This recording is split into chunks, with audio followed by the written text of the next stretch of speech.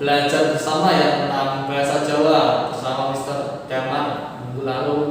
Kita banyak belajar tentang bagaimana berbicara menggunakan bahasa Jawa, aksara Jawa itu bagaimana, dan tingkatan bahasa Jawa itu seperti apa. Nah, di episode kali ini kita akan membahas tentang apa ya, Mister? Ya, kita akan membahas tentang potensi diri. Nah, kali ini sebelum kita melanjutkan, alangkah baiknya kita perkenalan terlebih dahulu dengan narasumber kita ya, karena seperti pepatah mengatakan bahwa tak kenal maka tak sayang. Oke, Mister. Oke.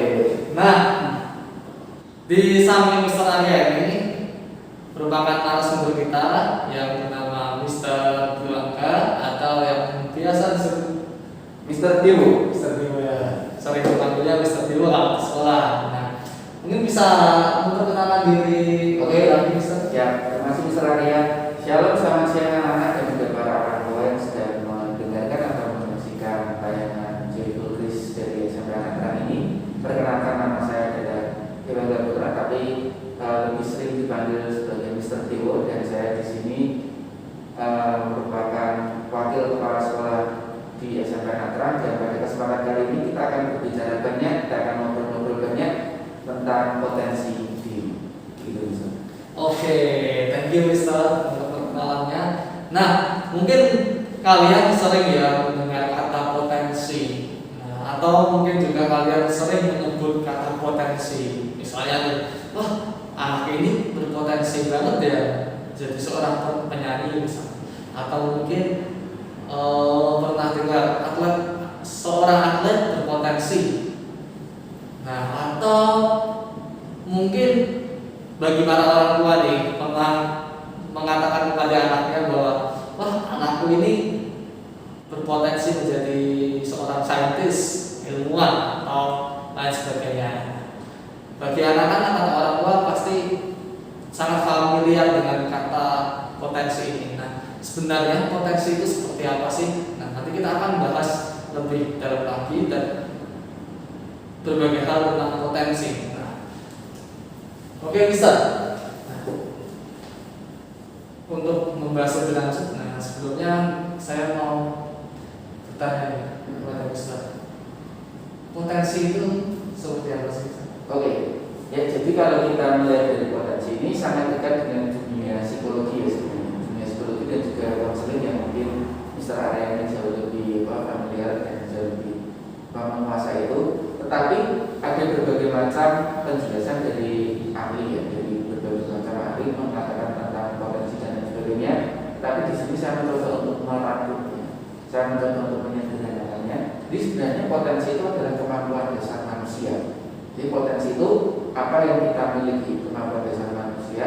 Tetapi potensi itu masih memiliki apa ya, kemungkinan untuk dikembangkan lagi menjadi level yang jauh lebih tinggi dari sebelumnya. Jadi saya tuh suka sekali dengan pepatah seperti ini. Kita itu jangan pernah merasa kita itu sudah menjadi yang terbaik, tapi kita tuh harus menjadi lebih baik. Jadi jangan mengatakan bahwa we are the best, but I want to be better me. Jadi jangan sampai kita tuh sudah merasa bahwa kita tuh mencapai titik puncak, tapi kita tuh harus mencapai titik yang lebih baik lagi. Itu adalah bagaimana kita tuh berbicara tentang potensi. Jadi kalau kita berbicara tentang potensi, kita tuh memiliki dasarnya, kita memiliki dasar kemampuannya, tetapi kita tuh masih bisa mengembangkannya, terus menerus. Jadi ada progresinya, ada prosesnya. Dan kalau kita secara garis besar, itu potensi itu dibedakan menjadi dua. Itu ada potensi fisik dan yang kedua adalah potensi psikis. Dan nanti potensi psikis itu akan dibedakan menjadi 4. Nanti lebih lanjut kita akan membahas. Tapi akan saya berikan penjelasan terlebih dahulu. Jadi kalau potensi fisik itu berkaitan dengan tubuh kita, berkaitan dengan fisik kita ya. Bagaimana kita itu mengembangkan dan mengolah kemampuan fisik kita. Contoh paling utamanya adalah otot-otot, massa otot kita, kemudian kemampuan kita bergerak dan lain sebagainya. Kalau kita itu bisa memaksimalkan potensi fisik kita, maka kita nanti bisa menjadi apa yang tadi sudah disinggung oleh Mr. Arya, menjadi seorang atlet lah, atau menjadi seorang penari dan lain sebagainya. Sedangkan untuk potensi psikis itu ada 4, akan saya singgung sedikit dulu ya. Yang pertama itu adalah meliputi intelligent quotient atau kemampuan intelijensi. Yang kedua adalah emotional quotient atau kecerdasan emosi. Yang keempat adalah adversity quotient atau kecerdasan. Ini mungkin kalau orang-orang awam biasanya mereka tuh baru tahu juga ya. Ada IQ dan juga EQ ya. Jadi ada intelligent quotient dan juga emotional quotient. Tapi sebenarnya ada 2 macam lagi tingkat potensi atau kecerdasan, yaitu itu tadi ya, adversity quotient. Adversity quotient itu secara sederhana itu adalah kecerdasan ketangguhan diri. Bagaimana kita tuh menghadapi masalah. Nanti kita akan bahas lebih lanjut lagi. Dan yang terakhir itu adalah spiritual quotient. Spiritual quotient itu adalah bagaimana kita tuh menggabungkan keempat atau ketiga kecerdasan potensi psikis yang itu tadi. Itu kurang lebih potensi itu secara umum. Oke. Nah, tadi Mister, saya tertarik dengan kita jangan merasa bahwa diri kita sudah cukup ya Mister. Nah, ada pepatah mengatakan bahwa di atas langit masih ada lagi. Nah, pertanyaan seperti ini Mister, apakah setiap anak itu merasa bahwa dirinya memiliki potensi? Dalam arti seperti ini Mister, apakah memang setiap anak itu memang memiliki potensi? Atau tidak semua orang memiliki potensi? Kalau menurut Mister aja. Oh iya. Kalau semua anak itu pasti memiliki potensi. Karena potensi itu berbeda dengan bakat ya. Nanti mungkin akan kita lanjut lebih lagi tentang perbedaan bakat dan juga potensi. Kalau semua orang itu mungkin memiliki bakat yang berbeda-beda. Tapi potensi itu bisa kita kondisikan. Bisa kita kondisikan. Misalnya dulu saya tuh tidak bisa berbicara di depan orang banyak. Ini tidak ada kaitannya dengan bakat. Bakat itu bicara itu tidak ada, tetapi itu adalah kondisi saya karena saya pemalu dan lain sebagainya. Tapi saya sadar, saya sepertinya saya tuh harus mengembangkan kemampuan saya berbicara di depan orang banyak, sehingga pelan tapi pasti saya mengikis rasa malu saya, potensi saya berbicara di depan orang banyak itu berubah, dan sampai sekarang saya bisa berbicara di depan orang banyak dengan baik dan benar. Jadi setiap orang itu punya potensi, berbeda dengan bakat ya. Tidak semua orang itu memiliki bakat di bidang musik, di bidang apa, tapi semua orang itu memiliki potensi yang bisa dikembangkan. Tapi sangat disayangkan ya Mister, ketika memang semua anak memiliki potensi, tapi dia tidak menyadari potensi. Nah, sangat banyak kan seperti itu Mister. Betul. Jadi masalahnya adalah bagi orang itu yang tidak memiliki kesadaran akan potensi mereka.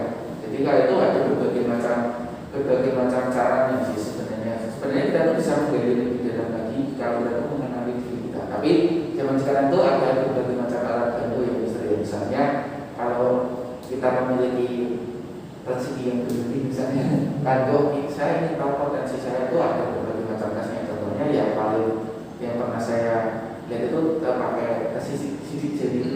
Dengan tes sidik jari itu kita tuh bisa melihat potensi diri kita tuh seperti apa. Tapi ingat, potensi itu kalau misalnya mesin itu berkata potensi itu di bidang ini, sekali lagi potensi itu adalah kemampuan dari diri kita itu yang sifatnya itu fluktuatif. Jadi itu seperti air ya, misalnya kita bisa tidak menentu. Jangan kalau mesin itu berkata ini berarti saya harus menulis seperti tidak. Potensi itu bisa berkembang atau bahkan bisa muncul tergantung dari kita.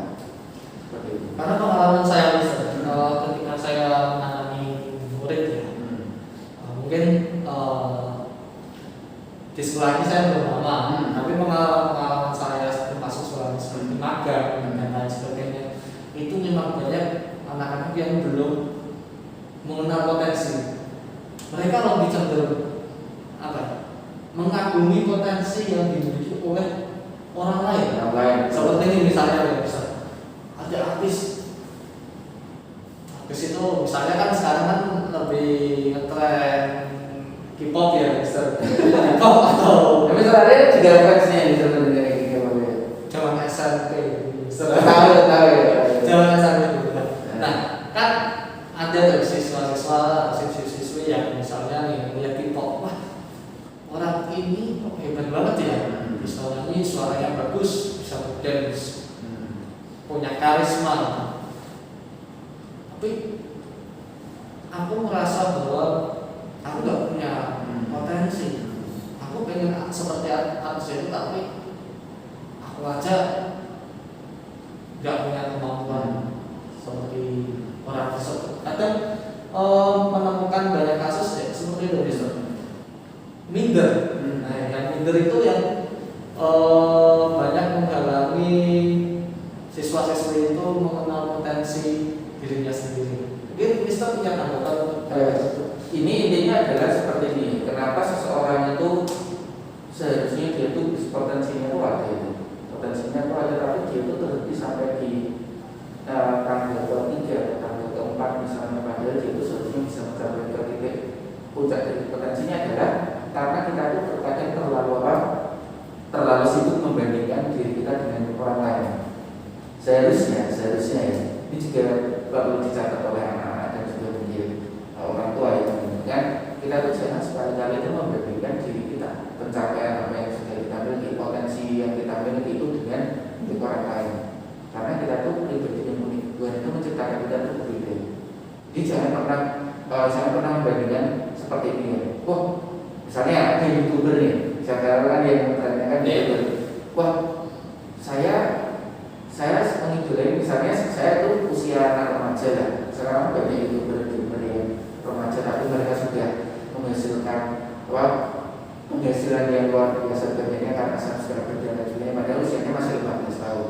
Sedangkan di sini saya juga usianya sama 15 tahun, saya juga punya channel YouTube, misalnya punya kanal YouTube sendiri dan nanti juga. Tapi kenapa ya? Kok dia tuh bisa seperti itu? Padahal usianya sama, pakaiannya mungkin sama. Kok seperti itu ya? Karena kita tuh terlalu sibuk membandingkan diri kita, pencapaian kita dengan orang lain.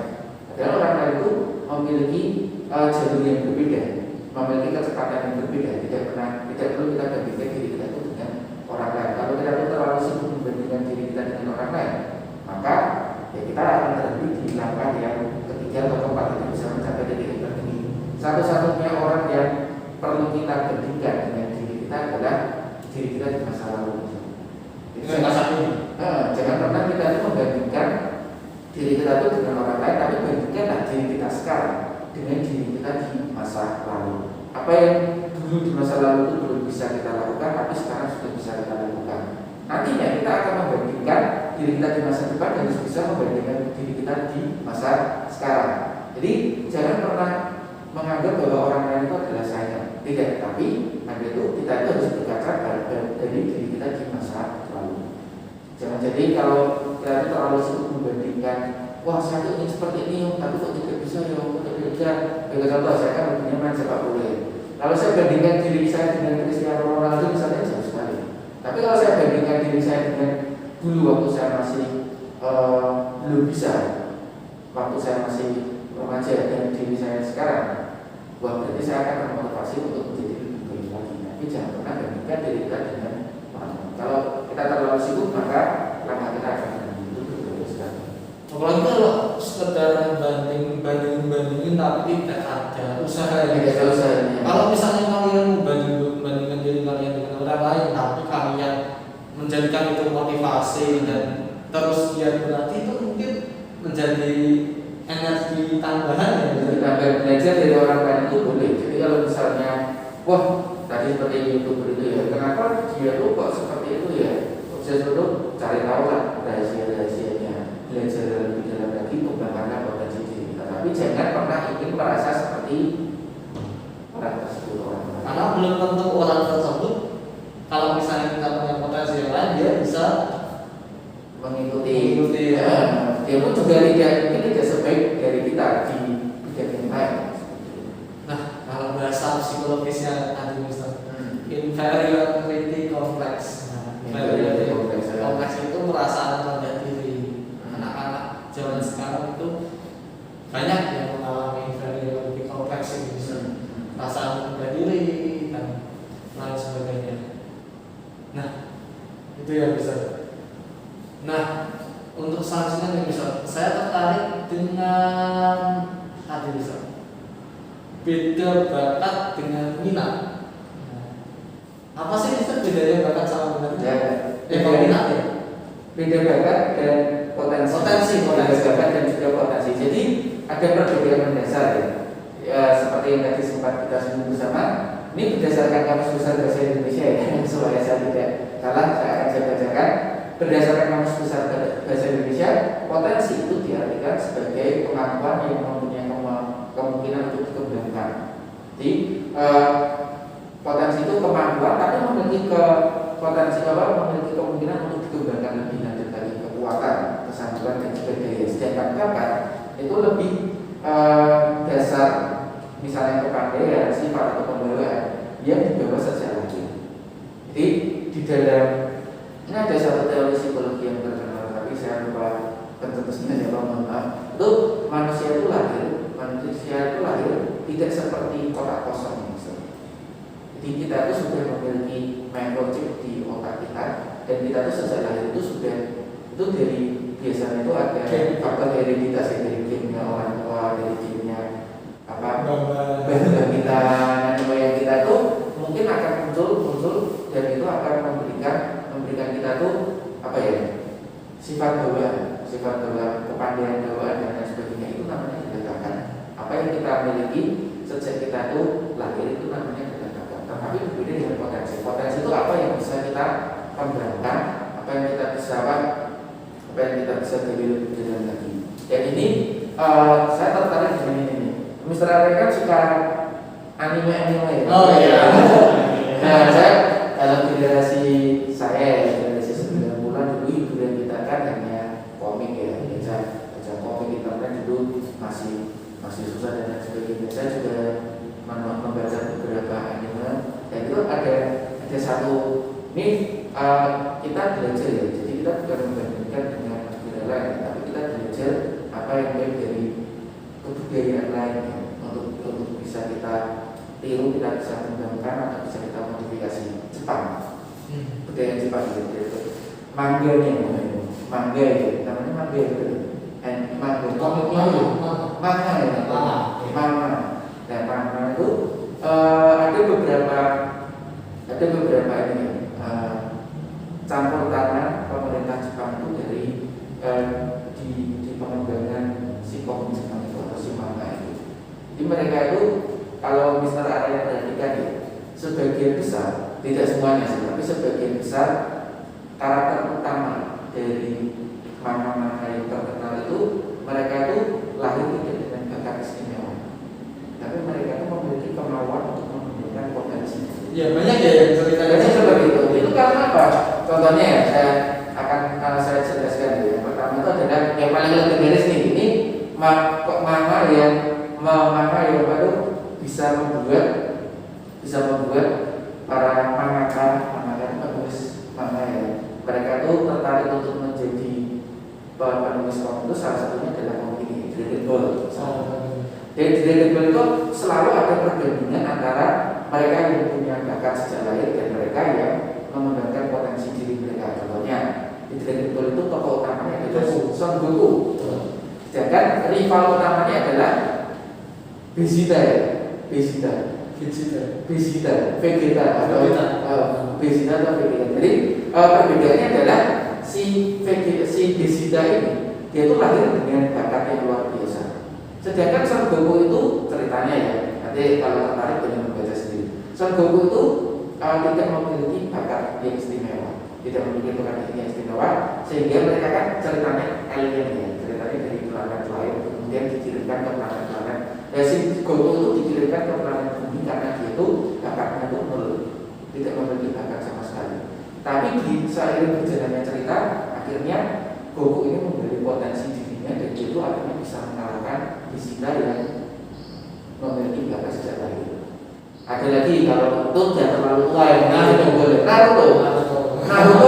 Naruto memiliki rival siapa? Sasuke itu lahir dari klan Uchiha. Klan Uchiha itu sejak lahir itu mereka itu memiliki bakat, sudah memiliki bakat ya saling ya. Jadi juga sejak lahir ini sudah jenius, sudah sempurna lah katakanlah, jadi memiliki bakat yang luar biasa. Sedangkan Naruto apa yang dia miliki?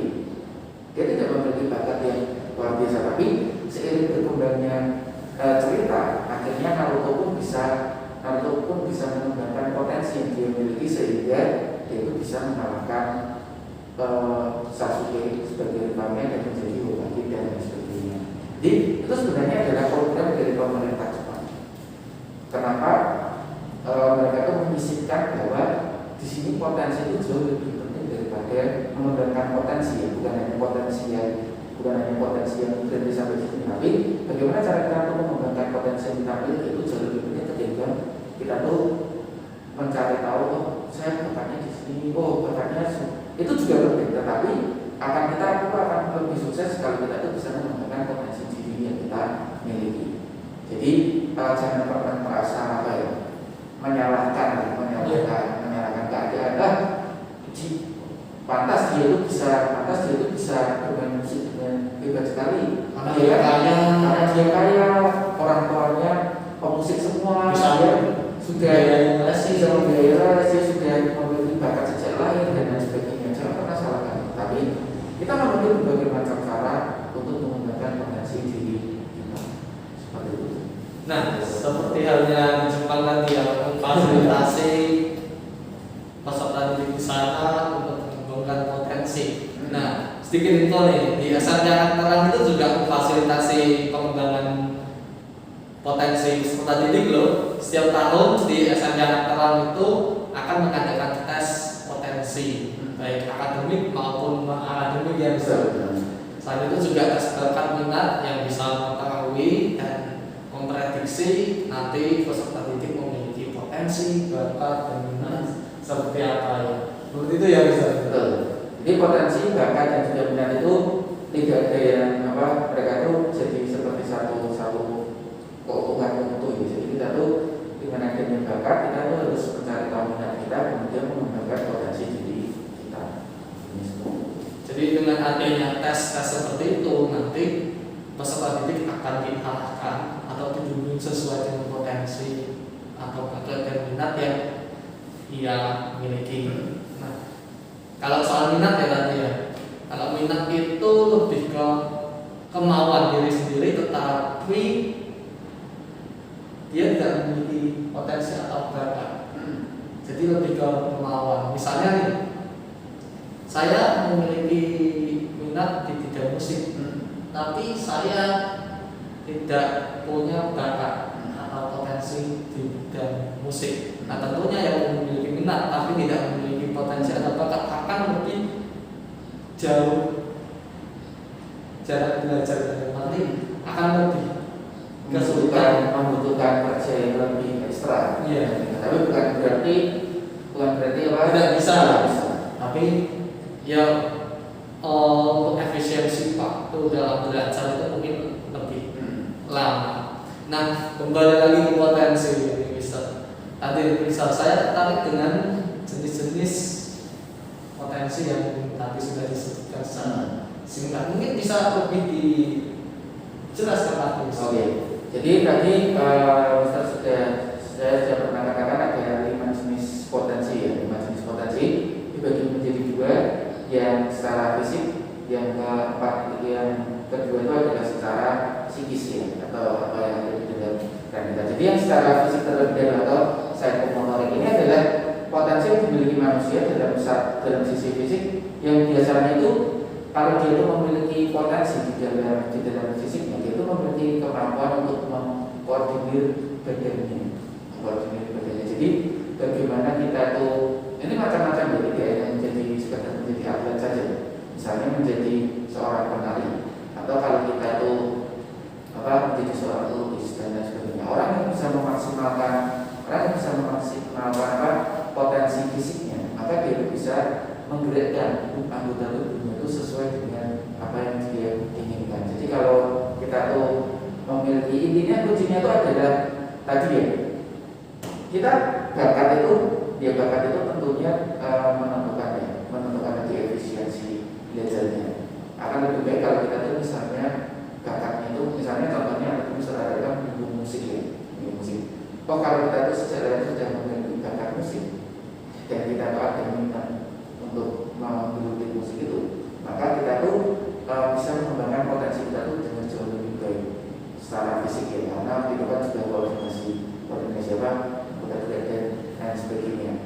atau kalau kita tuh memiliki potensi fisik kita itu tentang saya itu ingin menjadi seorang atlet, ya kalian itu harus mengembangkan diri kalian itu sesuai dengan potensi yang kalian miliki. Itu yang pertama, potensi fisik berkaitan dengan koordinasi tubuh. Kemudian akan saya jelaskan keempat jenis potensi psikis ya, potensi psikis. Yang pertama itu adalah sosial emosional atau emotional quotient. Jadi kita itu harus tahu ya, banyak orang yang seperti ini ya. Dia itu secara intelijensi itu tinggi, tetapi kadang kita bertanya kenapa orang yang seperti ini ambil contoh saja ya. Ada beberapa teman saya itu yang waktu zaman kuliah, waktu zaman sekolah itu memiliki tingkat intelijensi yang tinggi, yang beda-beda di atas rata-rata. Secara intelijensinya itu tidak ada masalah. Tapi di dunia kerja, di saat kita itu bersinggungan dengan orang lain, di saat kita itu bersinggungan dengan waktu dan dengan tuntutan pekerjaan dan sebagainya, saya tuh melihat semakin kesini dia itu kok semakin sering berpindah-pindah kerja. Dia sering berpindah-pindah. Padahal dia dulu waktu SMA, waktu kuliah itu tidak ada masalah dengan intelijensinya. Ternyata dia itu sering terlibat konfrontasi dengan orang lain. Dia itu tidak bisa menerima tanggapan dari orang lain. Dia itu tidak memiliki ini tadi yang saya katakan potensi untuk mengendalikan sosial emosional kita. Karena kalau kita memiliki emosional quotient yang baik, maka kita tuh dapat mengendalikan rasa tanggung jawab, amarah, motivasi dan kepercayaan diri. Jadi hati-hati kalau kalian atau kita itu tidak memiliki kecerdasan sosial emosional yang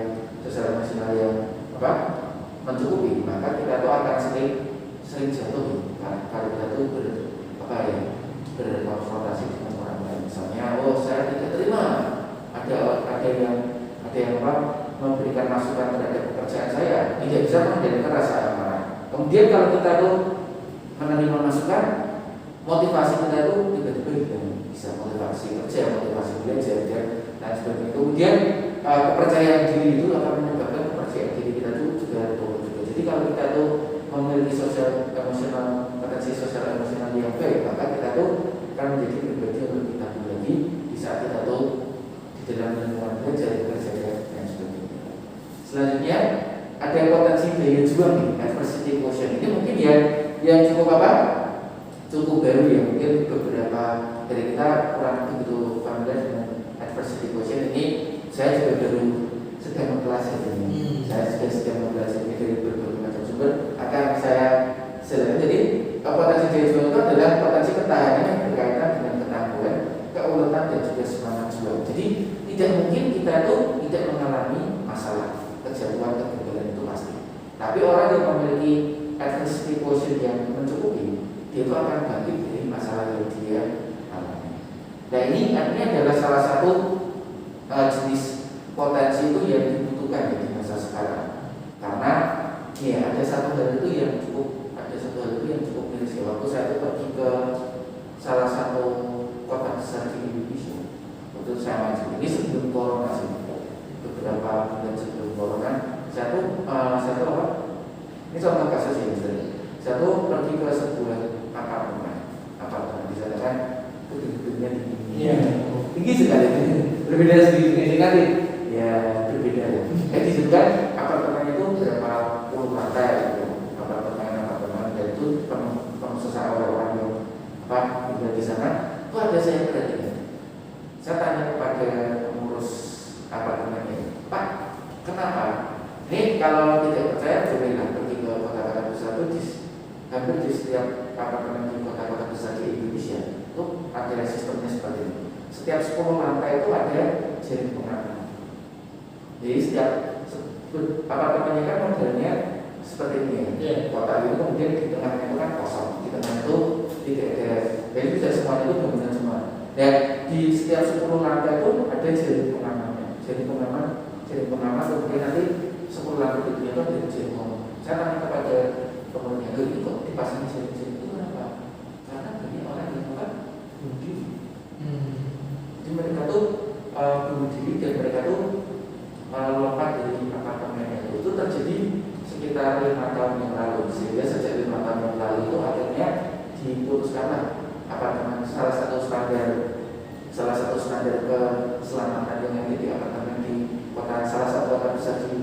Indonesia itu adalah harus ada jaring pengaman setiap 10 warga tersebut.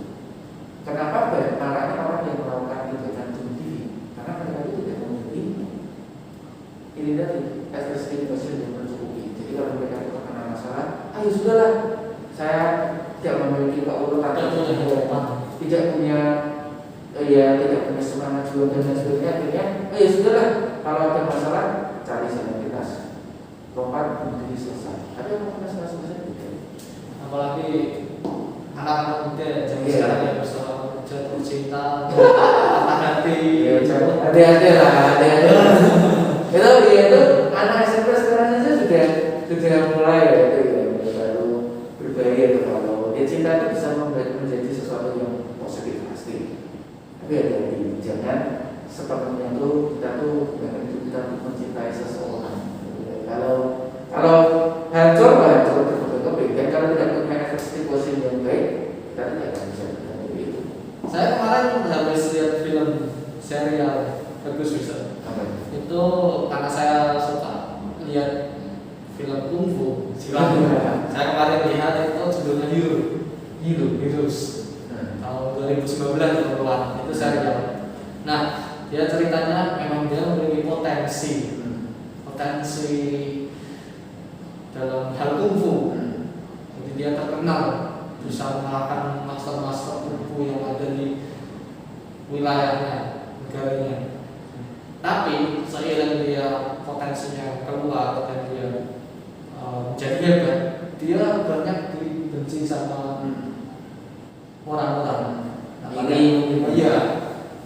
Pada akhirnya dia itu dijebak dan dia ceritanya karena sakit, karena dijebak, dipukulin gitu. Karena ya orang namanya kalau ahlinya silat kungfu kalau sudah dikeluarin ya tetap kalah ya. Nah, dia dijebak dan akhirnya dia disuntik. Ternyata dalam suntikannya itu bukan obat tapi opium. Nah, pada akhirnya dia menjadi kecanduan. Tapi dia mencoba mengurung diri selama 1 bulan, tidak mau keluar ruangan. Dia berkata bahwa kita harus mengalahkan iblis yang ada di dalam diri kita sendiri. Yang akhirnya seperti tadi kalau saya istilah gatok kalau bahasa Jawa gatok mencocokkan bahwa itu juga yang disebut daya juang. Karena kalau orang sudah kecanduan kayak gitu susah untuk lepas. Tapi dia tanpa obat tanpa apa dia berani menyiksa diri untuk tidak kalah dengan dirinya sendiri. Kalau kutipannya adalah fight against yourself, bertarung dengan dirimu sendiri. Itu yang disebut daya juang. Betul, kurang lebihnya seperti itu. Contoh yang bagus sekali dari film ya. Jadi kalau kita tuh memiliki masalah, ingat musuh kita tuh bukan orang lain. Musuh kita tuh ya diri kita sendiri. Daya juang kita harus bisa speed ya, kita tuh harus bisa bangkit dari masalah yang kita ada. Itu adalah emotion. Karena juga semakin kita menunjukkan potensi kita dengan orang lain ya bisa, semakin juga banyak orang lain yang akan menilai diri kita sendiri, entah itu menilai positif atau juga iri hati ya bisa. Nah kalau kita tidak memiliki daya juang, kalau orang lain sudah tidak suka dan melakukan sesuatu yang negatif terhadap diri kita, itulah yang susah ya. Betul sekali. Nah selanjutnya ini mungkin yang sudah yang dulu menjadi apa ya, tolak ukur kesuksesan seseorang itu dari IQ-nya atau intellectual quotient. Jadi kalau zaman dulu sekali kita tuh hanya menilai orang itu dari IQ-nya. Oh kalau IQ-nya itu di atas 200 benar ya. Albert Einstein saja 100 berapa? 180 ya. Kalau kita IQ-nya tuh di atas 100, wah pasti sudah sukses. Padahal tidak. Tapi ini juga tidak bisa kita kesampingkan karena ini memang salah satu potensi yang cukup penting, tetapi tidak yang mutlak. Kenapa tidak mutlak nanti akan saya jelaskan di kecerdasan yang selanjutnya. Ini namanya adalah mental intelektual atau intellectual quotient. Ini yang dulu kita kan dulu pasti pernah ya tes IQ ya, pasti pernah. Mister pernah tes berapa Mister? Saya dulu di atas rata-rata sedikit. Saya lupa. Tapi ini kalau tes IQ itu dulu saya anehnya ini. Kalau kemudian ada pekerjaan yang cocok gitu. Iya. Saya tuh masih ingat waktu saya SMA tuh pekerjaan cocok yang dengan saya tuh petani. Petani. Saya tidak tahu ya. Waktu itu dulu bagaimana tes IQ. Saya tuh di bawah rata-rata. 80-an. Benar-benar saya tuh dulu nggak niat ketika SMA. Juga yang pandangan saya dulu bahwa tes seperti itu tidak mempengaruhi setiap hal saya. Tapi untuk anak-anak ya di luar sana jangan seperti saya ya, karena memang tes IQ itu penting karena untuk mengetahui, tapi tidak menjadi patokan kita menilai kita. Seperti saya, kalau saya berpatokan bahwa IQ saya rendah dengan hasil tes itu, saya tentunya tidak bisa menjadi guru lah gitu. Kalau IQ gitu, itu sudah masuk kebutuhan khusus. Tes IQ penting, tapi jangan untuk menjadi patokan kita, karena masih ada lagi IQ, SQ, EQ, dan lain sebagainya. Ya, tapi berbicara tentang tes IQ itu adalah bagaimana kita tuh memiliki kemampuan untuk apa? Menghitung, menganalisis dan juga merencanakan. Jadi bagaimana kita tuh mengolah diri kita dan sebagainya itu adalah tes tadi salah satunya sistem aplikasinya adalah tes IQ itu untuk mengukur intellectual quotient. Dan yang terakhir adalah tadi sempat disinggung oleh Mr. Arya, ada SQ ya. SQ itu adalah spiritual quotient atau potensi mental spiritual. Dan di sisi ini kalau kita tuh memiliki potensi mental spiritual yang baik, maka kita tuh bisa menggabungkan semua potensi yang tadi kita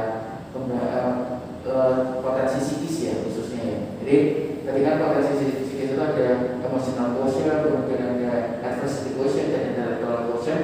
Kalau kita punya spiritual quotient yang baik, maka kita tuh bisa menggabungkan itu semua. Jadi tidak hanya kita tuh sekedar menjadi orang yang intelektualitasnya itu tinggi, tapi kita tuh juga bisa menjadi seorang yang memiliki pembawaan yang sosial emosional itu baik juga dan memiliki ketangguhan yang luar biasa. Jadi kalau kita tuh bisa mencapai apa tadi potensi mental spiritual yang baik, maka kita tuh memiliki bisa memaksimalkan ke tiga potensi lain yang kita miliki tadi. Tapi bisa nggak sih Mister kalau seseorang itu punya empat-empatnya? Oh bisa, sangat bisa. Itu seperti ini ya. Sistemnya itu seperti kalau Mr. Arya itu pernah membaca teori kecerdasan majemuk ya. Teori kecerdasan majemuk. Jadi kita itu memiliki manusia itu memiliki kecerdasan majemuk itu ada berapa ya? 8 ya kalau tidak salah. Iya. Ada sekitar 8, nanti ada kecerdasan interpersonal dan intrapersonal, kemudian ada kecerdasan musikalitas, kemudian ada spasial dan lain sebagainya. Terus semua orang itu konsepnya sama ya. Jadi kita itu memiliki semua kecerdasan itu, tetapi dalam level yang beda-beda. Ada yang menonjol, misalnya saya kecerdasan bahasa saya yang tinggi, tapi musikalitasnya rendah. Tapi bukan berarti kalau sudah tinggi itu ya sudahlah, pasti saya tidak akan itu bisa fluktuatif. Jadi sama seperti potensi kecerdasan bakat dan lain sebagainya, itu semua tuh tidak ada yang stagnan ya, tapi itu sifatnya itu fluktuatif. Jadi bisa seperti ini, bisa seperti ini. Kadang ada juga yang musikalitasnya itu di level ini, tapi tiba-tiba bisa naik dan sebagainya. Karena juga seperti lingkungan, kondisi keluarga dan lain sebagainya itu ya secara tidak langsung memang mempengaruhi ya. Ketika misalnya nih anak bersekolah di sekolah yang tidak mendukung Betul. misalnya olahraga, padahal dia potensinya di olahraga, nah itu kan sangat mempengaruhi. Akan sangat mempengaruhi. Nanti bagaimana peran rumah dan juga peran guru serta orang tua itu sangat mempengaruhi juga sih. Seperti apa sih Mister peran tua? Ya. Jadi orang tua itu memiliki beberapa peran untuk bagaimana bisa mengembangkan potensi anak. Yang pertama, adalah orang tua itu harus bisa mengenali potensi anak. Tadi kan banyak anak itu yang kesulitan ya mengenali potensi mereka itu apa. Terkadang kita itu sebagai orang tua tuh ya harus bisa melihat anak kita itu potensinya itu di mana. Cara itu tidak usah pakai tes ya, tidak. Di sini saya tidak mengharuskan yang harus pakai tes dan sebagainya, dengan observasi. Kebiasaan di rumah dan ternyata anak saya itu potensinya ini dan sebagainya. Itu yang pertama. Jadi orang tua itu harus bisa mengenali potensinya. Nah itu kedua, ini tadi memberikan stimulasi yang tepat untuk anak. Jadi kalau kita itu sudah tahu sebagai orang tua kita itu sudah tahu potensi anak itu di sini dan ini, kita berikan stimulasi itu yang tepat. Misalnya, anak saya ini bakatnya itu di bidang musik, ya kita berikan stimulasi yang tepat. Mungkin musiknya belum ketahuan, musiknya itu apa, kita tahu piano dan lain sebagainya. Tapi kita harus memberikan stimulasi yang tepat. Kita coba satu-satu anak tersebut. Misalnya kita sudah tahu nih potensinya musik. Coba, mungkin kamu suka tidak seruling atau suka piano enggak, suka apa? Dengan kita memberikan stimulasi yang tepat. Kalau sudah ketemu, wah ternyata anak ini hobinya itu atau potensinya itu main keyboard misalnya, ya sudah berikan stimulasi yang tepat, les dan lain sebagainya. Kemudian selanjutnya berikan dukungan penuh kepada anak dan berikan pujian.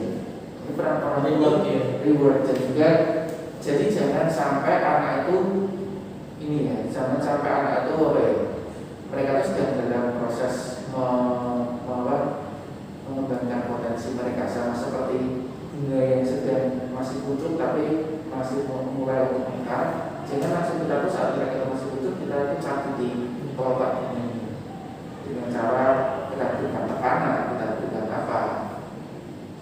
Tapi kan saya mau mengembangkan potensi, saya berikan mereka tuh les, berikan mereka tuh apa, lesnya itu banyak sekali dan sebagainya. Itu memang akan membantu mereka untuk mengembangkan potensi, tapi potensi mereka itu tidak akan maksimal karena mereka tidak hati. Jadi dengan ada dukungan harus ada pujian, bukan tekanan. Karena kan juga banyak orang tua ya di luar sana yang mungkin memaksakan kehendak orang tua ke anaknya. Misalnya anaknya memang memiliki potensi dan memiliki minat di bidang lain, tapi orang tua memaksakan kamu harus menjadi seperti ini, kamu harus menjadi seperti ini, nggak boleh kamu ikut ini. Misalnya mau sepak bola nih, anak itu tertarik untuk sepak bola dan ternyata dia punya potensi di sepak bola, tapi mau ikut SSB sekolah sepak bola, nah ada ya seperti itu. Ada. Karena kesalahan yang dilakukan sekali dilakukan oleh orang tua adalah orang tua itu ingin anak itu menjadi seperti apa yang mereka inginkan, bukan menjadi seperti apa yang dia inginkan. Biasanya kalau masa kecil saya itu dulu, saya tuh biasanya seperti ini, berkaca karena saya juga seorang orang tua ya. Biasanya itu ada kesalahan yang dilakukan oleh orang tua adalah kita tuh menginginkan anak kita itu menjadi seperti apa yang dulu pernah kita impikan. Tapi juga, misalnya saya tuh dulu kan pernah punya cita-cita menjadi seorang atlet sepak bola di masa kecil saya. Tapi itu terkendala karena dulu saya pernah cedera cukup parah di kaki kanan saya ini waktu saya cukup muda, sehingga mimpi saya itu untuk menjadi pemain sepak bola itu tanpa terus karena kondisi fisiknya sudah tidak memenuhi. Itu waktu saya masih SMA itu saya sudah kehilangan penyakit. Dan dulu saya pernah hampir melakukan kesalahan tersebut itu ke anak saya. Jadi saya paksakan dia, ayo kamu tuh, karena saya melihat anak saya itu punya bakat di dalam game sepak bola, punya bakat sejak kecil, bisa menembak bola dengan kaki kiri dan kaki kanan untuk sama baiknya dan lain sebagainya. Jadi anak ini punya bakat nih. Saya beri dia dia tuh motivasi itu sepak bola terus. Tapi saya tuh sampai di satu tadi saya tuh sadar bahwa ternyata potensi dia sebenarnya itu bukan di dalam sepak bola, minat dia juga bukan di dalam sepak bola. Sebelum saya tuh mulai terlalu terlalu jauh, melebihi jauh lagi, saya hentikan itu. Saya meminta anak saya untuk istirahat. Kalau tidak suka apa akan apa. Jadi jangan sampai kita tuh menjadikan anak kita tuh cerminan dari impian kita di masa lalu itu yang bukannya berhasil tapi malah tertekan. malah tertekan tadi itu bukan kebutuhan, itu adalah tekanan. Dan pada akhirnya nanti akan terulang seperti itu ketika anak ini nanti menjadi orang tua. Betul. Terulang Akan seperti lingkaran itu ya. Lingkaran itu seperti itu. Itu mungkin yang dapat dilakukan oleh orang tua untuk mengembangkan potensi. Oke. Kalau dari anak bagaimana? Kalau dari anak ya, dari anak ke Dirinya sendiri. Ya, kalau dari anak ke dirinya sendiri adalah seperti ini. Dunia anak-anak ini usia mereka itu saat mereka itu masih kecil sampai mereka itu remaja sebelum memasuki masa dewasa, mereka itu adalah anak-anak yang suka membayangkan imajinasi. Jadi kalau pesan saya kepada anak-anak, janganlah takut untuk mengembangkan potensi itu seliar-liarnya, sedalam-dalamnya. Karena kalau kamu tuh memiliki satu mimpi aku sendiri, mimpi aku sedalam-dalamnya, sehingga suatu saat kamu tuh ingin memiliki satu cita-cita, memiliki satu impian, memiliki satu keinginan supaya potensi itu nanti sampai di titik ini, ya kamu tuh harus bisa mencapainya satu persatu. Jadi jangan pernah takut untuk berimajinasi akan masa depan.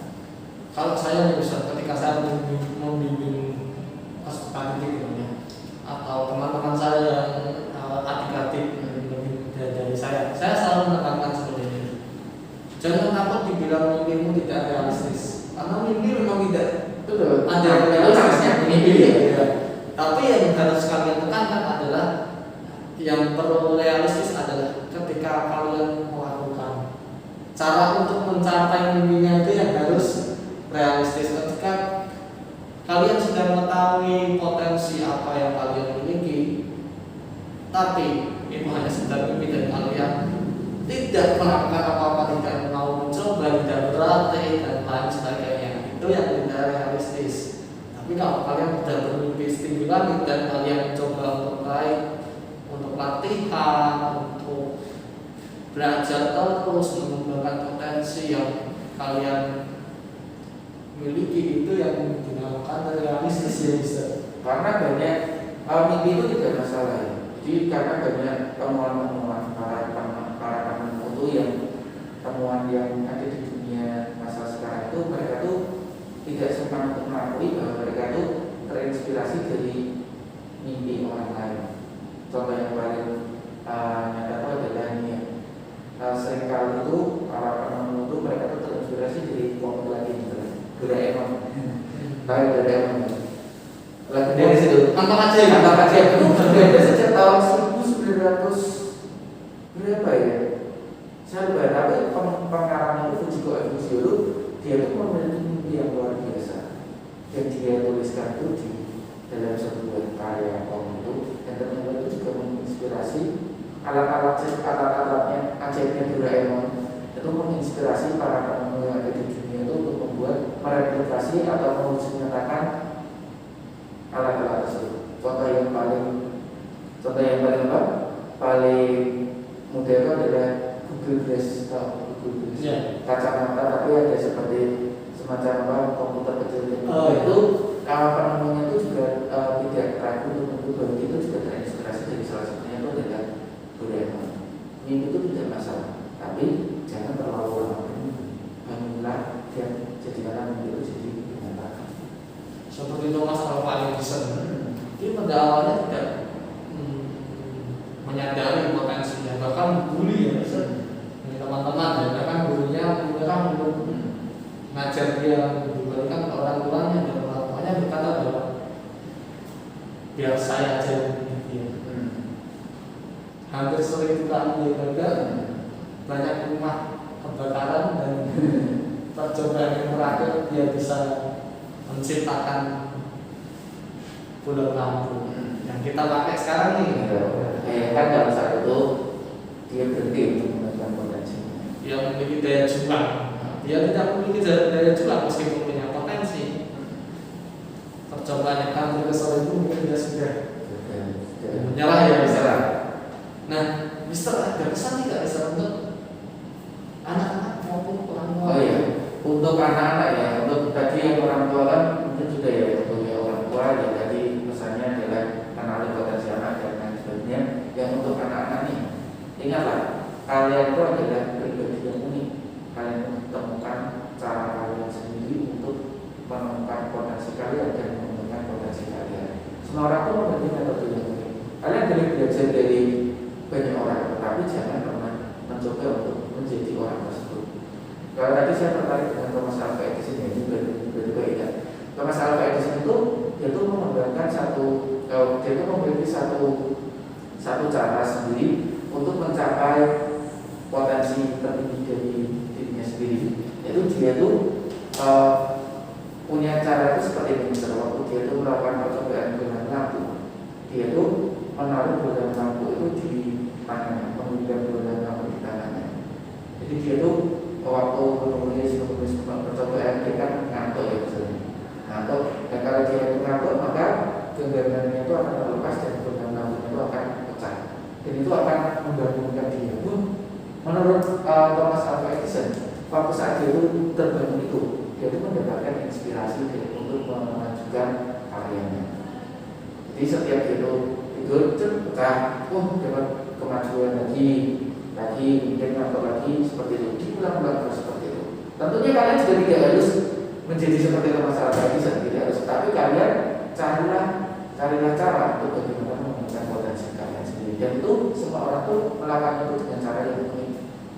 Saya dulu pakai game untuk belajar bahasa Inggris, tapi tentunya cara seperti itu juga tidak terlalu efektif untuk orang lain bisa juga.